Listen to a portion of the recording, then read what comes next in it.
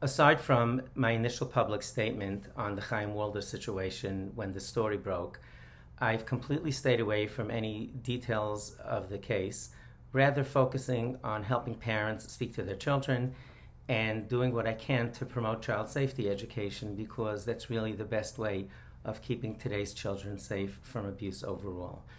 And initially, I felt that the community's response to the incident was very responsible. His books were pulled down.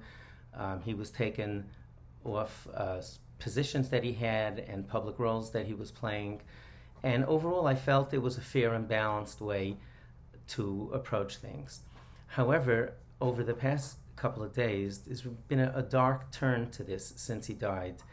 And there have been positive pieces written about him, messaging going out that somehow, God forbid, his victims were responsible for him, for his suicide.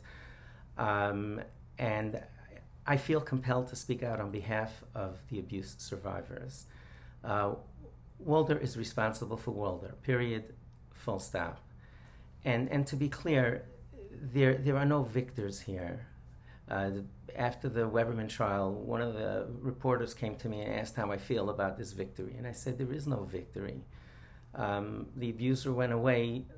Thankfully, children are safe. He has a family. He has friends. There are abuse survivors. Nobody won here. And I really feel the same way here. It's just filled with pain and suffering. Nonetheless, we need to stand with the abuse survivors. Chaim Walder's family members are absolutely not guilty at all and should be supported, but so should Walder's victims. They also are deserving of our support. The fact of the matter is that child abuse is so much about the imbalance of power. Of course, it's about the abuse itself, but since the beginning of time, since the mayor of the city of Shechem abused Dina, Yaakov's daughter, people in positions of power have been abusing that power and taking advantage of vulnerable people. And whether it's Bill Cosby or Roger Ailes in the secular world, in our world, it's the same overall. And we know that the way to stop the abuse is very similar to what research shows in terms of anti-bullying programs. Excuse me. And we know that the anti-bullying programs are not geared to stop the one who's bullying. And unfortunately, it can't always help children who have a tendency to be bullied. But they're really designed, the best programs are designed so that the vast majority, that silent majority, instead of being quiet or not doing anything to upset the bully because they're afraid of being bullied themselves, they walk over and stand with the bullied person. And that's when the abuse stops. And that's when the bullying stops. And we as a community need to do what we can to support the victims, especially in such a tragic situation as this. During the Nechemia Weberman trial, I have some very good friends in the Satmar community, and I always ignore what radicals are screaming, but very thoughtful people called me and said, look, they're saying there are so many victims. Where are all these victims? So I told them very politely and very nicely, but firmly, I said, here's my suggestion. Go to the Rosh HaKol, the president of the Kehillah, of the community, and ask him to get up in shul Friday night and make an announcement. If any of our beautiful children, if any of our beautiful sons and daughters were abused by anyone, please come to us. We will help you. We will raise money for your therapy. You're our children, and we want to do whatever we can to support you. Please tell us if you were abused. We want to know. We want to keep this community safe. I said, once that's done and nobody comes forward, then you can come back and talk to me. And I think overall what we can do as community members is, the Megillas Rus has such a beautiful description when Rus comes to Bayaz, and he said,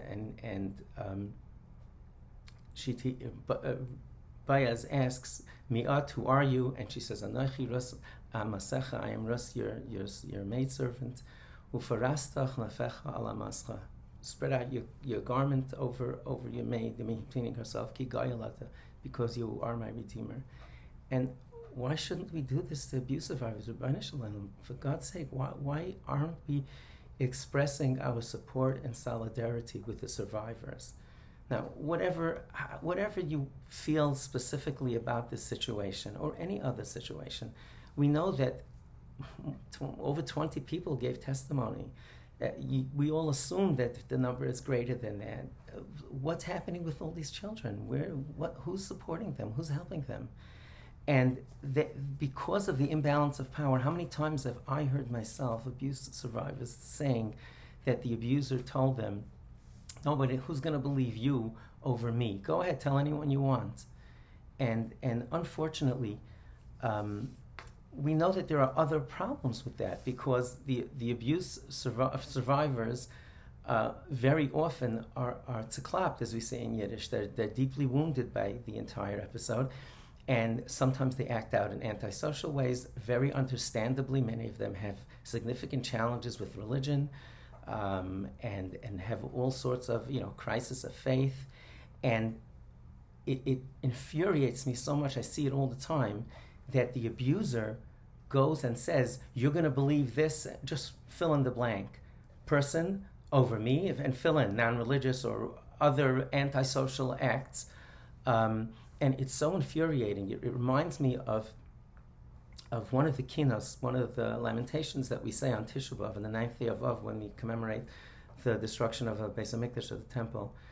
And it talks about one of the kinos, one of the lamentations that we say, talks about the terrible things that the Jews had to do to survive, because there was a siege around town and there was no food and they were literally starving. And God forbid, people were eating flesh off dead bodies, including their own children. And it talks if mothers are God forbid doing this, such a horrible, such an unthinkable thing. And it says, woe is to us that we've seen this. But at the end of the kina, it says the ultimate insult, that after these things happened, the people who were besieging us would go around and advertise it. Look what savages they are. They eat their own the flesh of the dead people in their community. So it says there that they didn't what they did, what the Romans did to us, that they don't talk about. In Yeharegu Mikdash Hashem, if they killed in the place of the temple, in the Beis HaMikdash, Kohen v'Navi, a Kohen and a Navi, a prophet and a priest, who are mild people who hadn't done anybody wrong in a sacred place, they kill them. That they don't tell. They only talk about the result of it. And that's always when I think to myself, I try to keep control of my emotions, but when I see this happening, it's so infuriating. I can't even imagine it. Thank God I was never abused as a child or adult, whatever. Thank God. So I can't even imagine what it's like to be a survivor in the first place. But to have that infuriate, I can't even imagine what it's like. And the only thing that we could do is to stand with them in some way, in any way we can, to show support. Why we're Rachmanim b'nei Rachmanim? We are a merciful people, a charitable people. I think the amount of charity per capita that goes on in our community perhaps is unparalleled anywhere in any community in the world.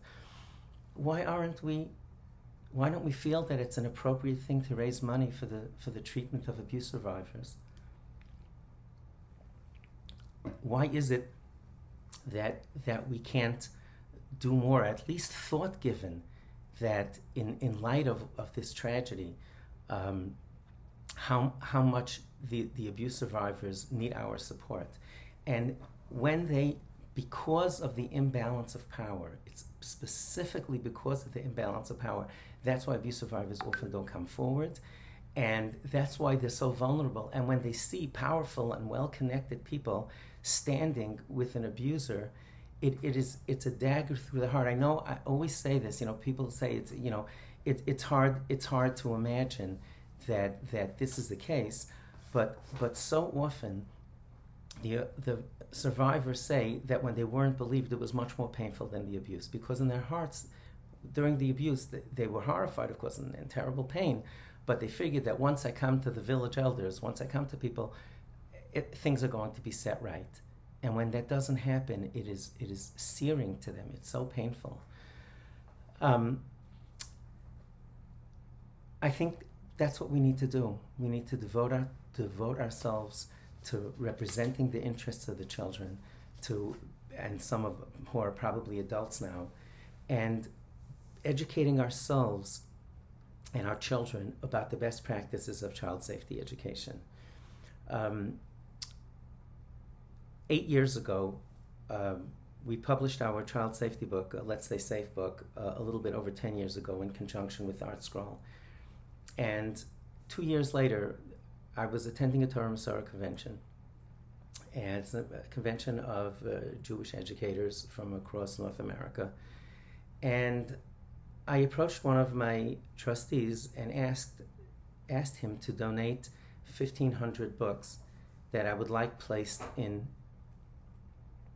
preschool classes all around the country, early childhood classes in the younger grades.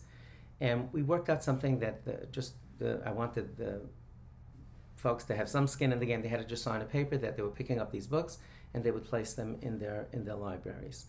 And within a short period of time, one of the schools actually, an abuser was discovered. He was abusing children, and the DA actually wrote in the indictment that the children came forward as a result of the Let's Stay Safe book.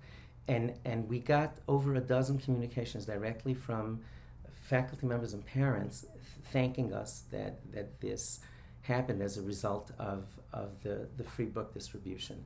And we gave out 30,000 free books in Israel in partnership with Makor Rishon, which is a Dati Leumi, a modern Orthodox, a very respectable publication. And I've been thinking for a long time of really trying to launch a campaign to get a book in every home. Together with Gedalia Zlotowitz, my dear friend, Reb Gedalia Zlotowitz, who's the president of Art Scroll, we're working out an arrangement that any community or any community members who want to donate books to families in their school or community, we're offering the books for $5 a book with free shipping. Michael Feldstein, my dear friend from Stamford, Connecticut, had already a few months ago donated books to his school, and he's been very eagerly encouraging me to get this started. We were going to do it around now anyway, and this was just a push to get it done. So if anybody wants to get involved in this, if you want to see to it that your community is safer and the children get educated in the best practices of child safety education, we know that this works.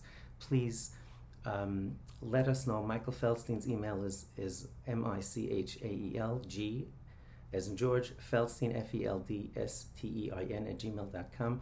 Mine is RYH@thebrightbeginnings.com. The Bright, as in the word bright, beginnings, plural.com. And in Israel, we already have one individual who's getting 600 books for his yishuv, for his community. Stuart Shni, STU, @Stuart Shni, STUARTSCHNEE.com. We're giving all the books basically at cost or less, and we really want as many children as possible, as many families as possible to get the book. One final thought. By the incident of Yaakov, with Yaakov and Dinah, Yaakov's two sons, Shimon and Levi, freed their sister. The mayor of the city, his son, abused Dinah and held her hostage there. And Shimon and Levi avenged her abuse and freed her and took her home. And Yaakov Avinu came home when his two sons came home with Dinah. He said he was upset with them. He said, "Acharta Maisi, you embarrassed me, and you were going to get killed." And the brothers answered, "Hachazaynu Yasas Achaseinu, is our sister Azayna?" Rashi doesn't translate the word literally. Rashi, one of the main commentary on Chumash and Gemara, he says Hefker, one word, Hefker. Hefker means ownerless. That's not a translation of the word Zaina. And I would like to suggest that the reason that word is used is because the brothers weren't talking about her moral standards. They were saying that she's not Hefker, that our sister is not Hefker. That when Yaakov told them, why did you do this? He says, well, we're sending a message that she has two brothers who are willing to die for her. That's the message that he sent. Our sister is not Hefker. And that message has to resonate. We have to send a message to abusers. We have to send a loud and clear message that our children are not Hefker. The Torah calls Shimon and Levi, it refers as Vayichu Shimon v'Levi, Shimon and Levi, Achei Dina, the brothers of Dina. They took their swords and they went to the city to free her. And Rashi asks the obvious question. We know that Dina was Yaakov's daughter, Shimon and Levi were their sons. Why does it say Achei Dina? It was a badge of honor. It was a badge of honor. That they were willing to die for her. That they said, you can't just do whatever you want with our sister. We'll do what it takes to free her. And we have to get steely determination to see to it that the abusers know that our children are not Hefker, that we're going to protect them, we're going to stand with the survivors, we're going to help them get well, and we're going to give them an unequivocal message that we're here to support you, and we're going to stand with you. I just posted on my social media asking people to send a message of support to abuse survivors and use the hashtag I stand with abuse survivors, so they should know that it's coming from all of us. And it's difficult. I said earlier that I can't understand. They don't profess to understand. But imagine, try to imagine, visualize how painful it is for them to have gone through this in the headlines. It's so triggering and it's so upsetting, especially when they see these last couple of days. I don't believe that any of the people who were behind any of this did it on purpose to hurt them, but that's just the way it is, because of the imbalance of power, we have to stand with them. Neutrality, Elie Wiesel said in his acceptance speech when he won the Nobel Prize, he said that being neutral only helps the tormentor, never the tormented. That's the fact. If we're quiet and we don't stand with them and we don't show support for our survivors, our heilig, our holy brothers and sisters,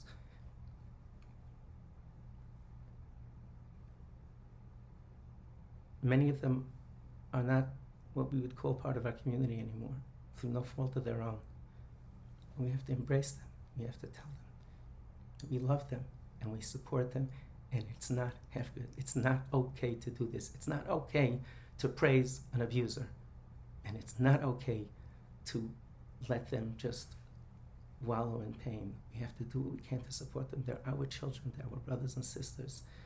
Let's do what we can together to see to it that our survivors are protected and safe and supported, and we do whatever we can to protect today's children. Thank you very much.